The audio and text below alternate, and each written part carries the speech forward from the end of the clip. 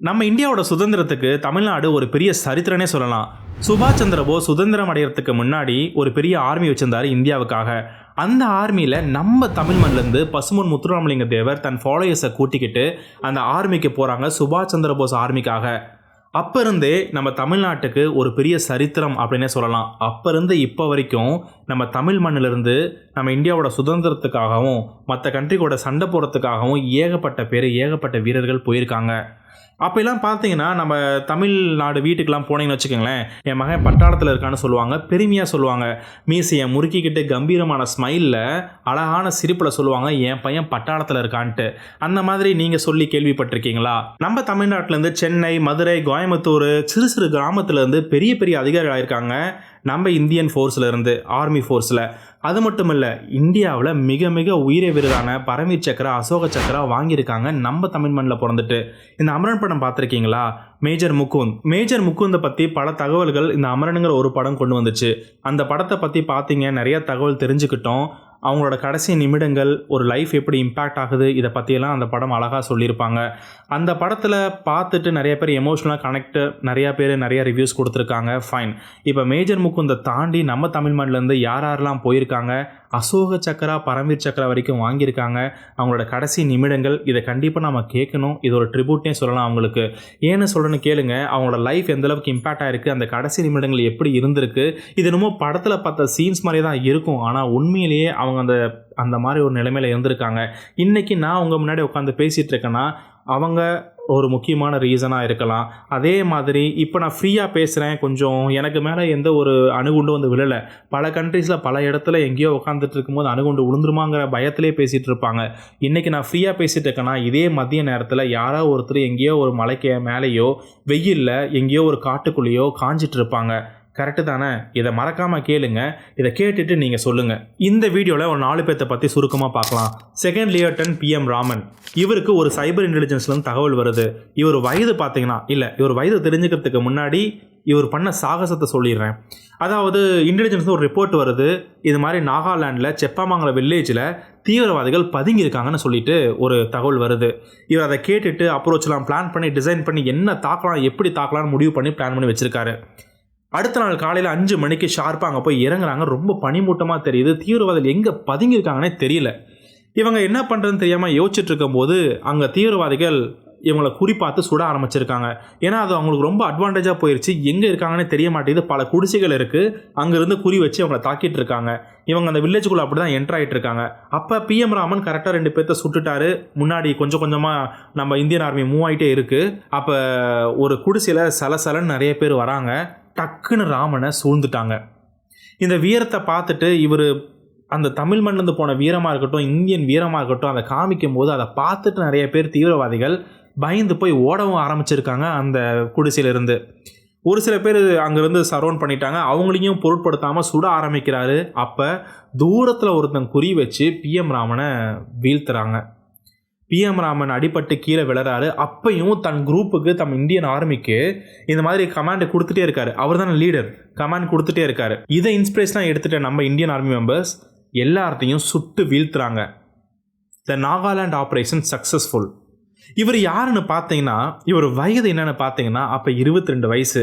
Major Muthusamy அப்படிங்கிறவருக்கு, அதாவது நம்ம ஆற்காட்டில், தமிழ்நாட்டில் இருக்கிற ஆற்காட்டில் பிறந்து மேஜர் முத்துசாமி அவருக்கு மகனாக பிறந்து 21 வயசுக்குள்ளே ஆர்மிக்குள்ளே போகிறாரு. 22 வயசில் தன் நாட்டுக்காக உயிரை இழக்கிறாரு.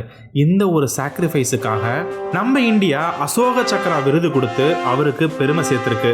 இவர் ஸ்கூல்லாம் பார்த்தீங்கன்னா பர்மா ஸ்கூலில் படிச்சிருக்காரு, நியூ டெல்லியில் அகாடமி போயிருக்காரு. இது மாதிரி ஏகப்பட்ட ஸ்கூல் மாறி போயிருக்காரு.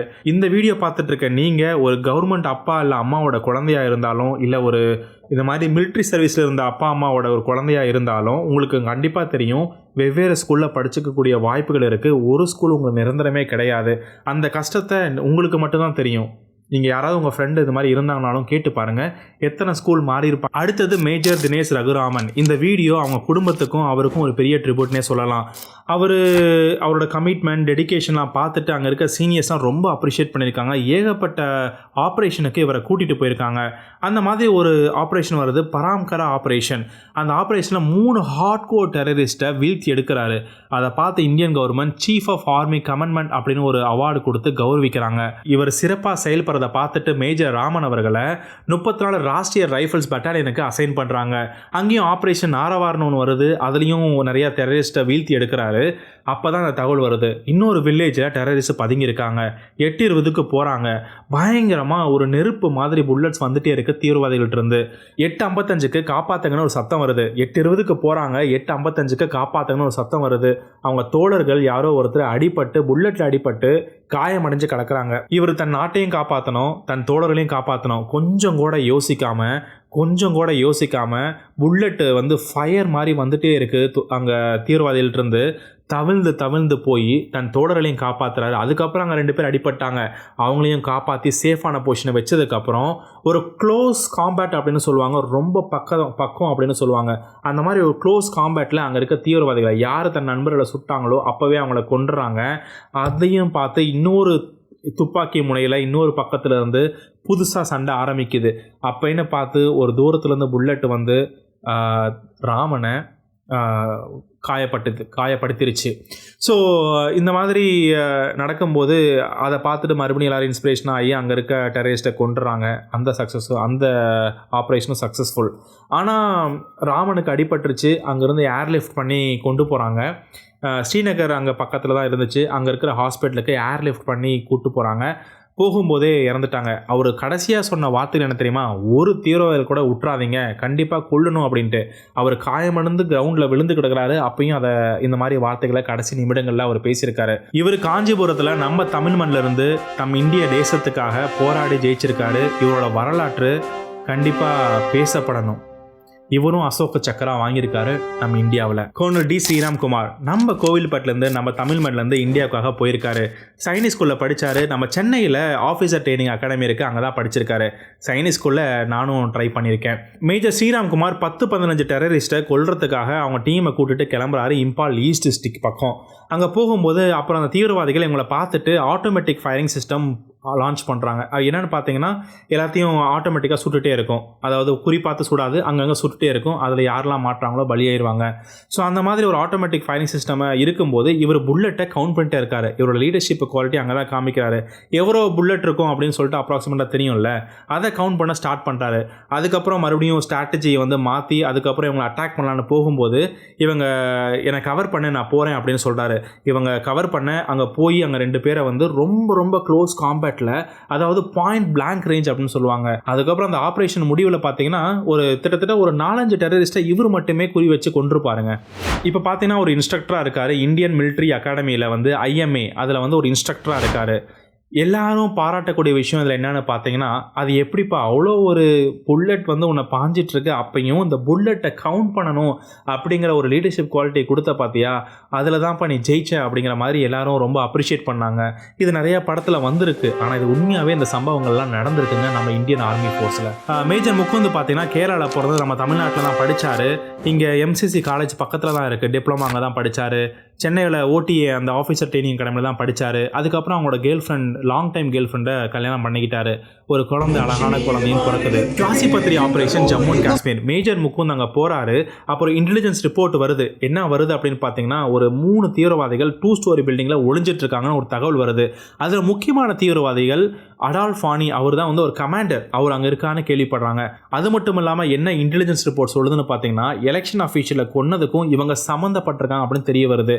மேஜர் முகுந்த் உடனே குயிக் ரியாக்ஷன் டீம் ஃபார்ம் பண்ணி 2 பேர் பட்டி டீமாக பிரித்து 6 பேட்சாக பிரித்து அங்கே அட்டாக் பண்ண போகிறாங்க. 1 மணி நேரத்துக்கு மேலே இந்த சண்டை போயிட்டுருக்கு. இது வேலைக்காகவும் தெரிஞ்ச முகுந்த் திடீர்னு பிளான் பண்ணி ஒரு டாக்டிக்கல் அப்ரோச் அமைச்சு, நான் அங்கே போய் என்னை கவர் பண்ணுங்கள், நான் போய் அந்த பாம்பு வச்சு அதை உடைக்க போகிறேன் அந்த கதவை அப்படின்னு உடைச்சிட்டாங்க. இவரும் சிப்பாய் விக்ரம் சிங்கும் உள்ளே போகிறாங்க. அங்கே சுடுறாங்க. ஒரு தீவிரவாதியை எலிமினேட் பண்ணிட்டாங்க. அதுக்கப்புறம் பார்க்குறாங்க, கிரானைடை தூக்கி போடுறாங்க. அடால்ஃப் ஃபானி, ஏன்னா அவர் தான் முக்கியமான சீஃப் கமாண்டரில், அவரை தான் கொல்லணும் மெயினாக. அங்கே போடுறாங்க. அவங்க எப்படியோ தப்பிச்சு அந்த துகள்கள், அந்த வெடிச்சோட துகள்கள் இருக்கும்ல, அதில் தப்பிச்சு அவுட் ஹவுஸ் போயிடுறாங்க. 2 தீவிரவாதிகள், ஒருத்தர் இறந்துருப்பான்னு நினச்சிருப்பாங்க. ஆனால் அடால்ஃப் ஃபானி கூட இன்னொரு தீவிரவாதிகளும் அங்கே போகிறாங்க. அதை பார்த்துட்டு அங்கே போன முகுந்தும் சிப்பாய் விக்ரம் சிங்கும் போகிறாங்க. அப்போ அங்கே அடால்ஃப் ஃபானி சுடுறாரு. எதிர்பாரா விதமாக விக்ரம் சிங் மேலே ஒரு ஜாலியும், அந்த நெக்லையும் ஜாலியும் வந்து பார்த்தீங்கன்னா குண்டு பட்டு இறந்துருக்காரு. அதை பார்த்தோன்னே கோவமடைஞ்ச முகுந்த் அந்த அடால்ஃப் ஃபானியை சுட்டுறாருங்க. இன்னொரு தீவிரவாதி இருப்பாங்க, அவங்க திரும்பி இவங்களை சுட முகுந்த் மேலே ஒரு 3 புல்லட்டு பட்டுருது. அதை கூட அவர் கரெக்டாக தெரியல, கீழே கொலாப்ஸ் ஆகி விழுந்துட்டார். மற்ற இந்தியன் ஆர்மி வந்து அப்புறம் பார்த்ததுக்கப்புறம் முகுந்தை காப்பாற்றி ஏர்லிஃப்ட் பண்ணி கொண்டு போகிறாங்க. போகிற வழியிலே இறந்துட்டார். இவருக்கும் வயது 31. இந்த வீர மரணம் அடைஞ்ச மேஜர் முகுந்தை இந்திய கவர்மெண்ட் அசோக சக்கரா கொடுத்து கௌரவிக்கிறாங்க. கே பழனி, இவரை பற்றி உங்களுக்கு தெரியுமான்னு தெரியல. சைனாக்கும் இந்தியாவுக்கும் இப்போ பெரிய சண்டை வந்துச்சு. கால்வான் வேலி, அதாவது அந்த எல்ஓசி பக்கம் 2 பேரும் சண்டை போட்டு கைகலப்பை வந்து நிறைய பேர் இறந்து போனாங்க பார்த்தீங்களா, அதில் இவரும் ஒருத்தர். இவரும் சந்தோஷ் பாபு, இவங்க 2 பேரும் பேச போகிறாங்க சைனா கிட்ட. அங்கே பார்டரில் நீங்கள் பண்ணுறது தப்பு, இந்த மாதிரி பேச போய் ஏதோ ஒரு பிரச்சனை வந்து ஒரு வாக்குவாதம் பெருசாகி அடிதடியாக மாறிச்சு. ஏன் அடிதடியாக மாறி, ஏன் கன் எடுத்து சுடலை அப்படின்னா, அந்த எல்ஓசி பக்கம் வந்து யாரும் கன் எடுத்து சுடக்கூடாது, அதுதான் பாலிசி 2 கவர்மெண்ட்டுக்கும். ஸோ அது ஒரு பெரிய கைகலப்பு சண்டையாக வரப்போய் அங்கே இந்தியாவோட மற்ற ட்ரூப்ஸ்லாம் கொஞ்சம் தூரமாக இருக்காங்க, சைனாவோட ட்ரூப்ஸ்லாம் ரொம்ப பக்கமே இருக்காங்க. அது கைகலப்பாக மாற அவங்க அந்த இரும்பு கம்பி கட்டைகள்லாம் எடுத்துகிட்டு வந்து அடிக்க ஆரம்பிச்சிருக்காங்க. இவங்களும் திரும்பி நம்ம இந்தியன் ஆர்மி அடிக்க ஆரம்பிச்சிருக்காங்க. வெறும் கை சண்டை தான். அப்போ சைனா பக்கம் 40-45 ஆர்மி பீப்புள் இறந்து போயிருக்காங்க. ஆனால் சைனா காமிச்சதும் 5 பேரோ 7 பேரோ தான் காமிச்சாங்க. நம்ம இந்தியா பக்கம் ஒரு 10 பேர் இறந்துருக்காங்க. அதில் பழனினும் ஒருத்தர் நம்ம ராமநாதபுரத்தில், அவருக்கு வீர் சக்கரா கொடுத்து நம்ம இந்தியன் கவர்மெண்ட் அவருக்கு கௌரவிச்சிருக்கு. இந்த மாதிரி நம்ம தமிழ்நாட்டிலேருந்து ஏகப்பட்ட வீரர்கள், லெப்டினன்ட் பார்த்திபன் திருநெல்வேலி டிஸ்ட்ரிக்ட்லேருந்து, அப்புறம் Swaminathan, major Swaminathan, Abhinandan, captain S Kasinathan, இந்த மாதிரி ஏகப்பட்ட பேர் நம்ம தமிழ்நாட்டிலேருந்து பெரிய பெரிய இடத்துக்கே நம்ம இந்தியன் ஆர்மியில் போயிருக்காங்க. அசோக சக்கரா, பரம்வீர் சக்கரா, வீர் சக்கரான்ட்டு நிறையா வாங்கியிருக்காங்க. இருந்தாலும் எங்கள் அப்பாவோட அப்பா எல்லாருமே மிலிட்ரி தான். ஸோ அந்த மிலிட்ரி, எங்கள் அப்பா இறந்துட்டார், ஆர்மியில் இருக்கும்போது இறக்கலை, அதுக்கப்புறம் ஹார்ட் அட்டாக்ல இறந்துட்டார். ஸோ ஒரு அப்பா இல்லாத கஷ்டம் எப்படி இருக்குங்கிறது, இப்போ உதாரணத்துக்கு நிறைய பேர் நம்ம நாட்டு மக்கள் கார்கில்ல போயிட்டு இறந்து போயிருக்காங்க, நிறைய வாரில் இறந்துருக்காங்க, டெரரிஸ்ட் இறந்துருக்காங்க, கல்வான் வேலியில், அதுக்கப்புறம் இன்னொரு இடத்துல ஏகப்பட்ட பிரச்சனைகள் வந்து இறந்து போயிருக்காங்க. அவங்க ஃபேமிலி எவ்வளோ கஷ்டப்பட்டிருக்கும் அப்படிங்கிறது அவங்களுக்கு மட்டும் கேட்டால் தான் தெரியும். கவர்மெண்ட் அவார்டு கொடுத்தாலுமே அவங்க ஃபேமிலி கஷ்டம் இருந்தாலும் எதையும் பொருட்படுத்தாமல் இன்னமும் தமிழ்நாட்டிலேருந்து வெவ்வேறு மாநிலங்களிலிருந்து நம்ம இந்தியாவுக்காக தன் உயிரையே கொடுக்க ரெடியாக இருக்க நிறையா மக்கள் இன்னும் போயிட்டு தான் இருக்காங்க. அவங்க தன் நாட்டுக்காக, நம் நாட்டுக்காக அங்கே போராடும் போது நாம் அவங்களோட ஃபேமிலி இங்கே பத்திரமா பார்த்துக்கணும் இல்லையா? அது மட்டும் இல்லைங்க, தன் நாட்டுக்காக உயிரை கொடுக்குறாங்க. அங்கே பல டெரரிஸ்ட்டுக்கு எகென்ஸ்டாக, பல கண்ட்ரிக்கு எகென்ஸ்டாக ஒரு பெரிய ஒரு வீரமாக நிற்கிறாங்க. ஆனால் உள்ளேயே நாம் ஏகப்பட்ட குரூப்ஸை ஃபார்ம் பண்ணிக்கிட்டு கன் எடுத்து சுட்டுக்கிறது, சண்டை போட்டுக்கிறது, கொலை பண்ணுறது, இது மாதிரி ஏகப்பட்ட விஷயங்கள் இருக்குது. இங்கே உள்ள நம்ம சொசைட்டியை, நம்ம மக்களை நாம் தான் பார்த்துக்கணும். இது வரைக்கும் தன் உயிரை விட்ட எல்லா வீரர்களுக்கும், அவங்க ஃபேமிலிக்கும், இன்னும் போராடிட்டு இருக்க பல வீரர்களுக்கும் ஒரு பெரிய சல்யூட்.